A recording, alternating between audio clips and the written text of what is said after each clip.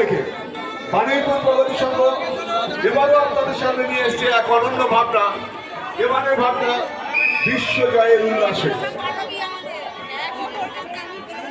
সবাই ভীষণভাবে উপভোগ করুন।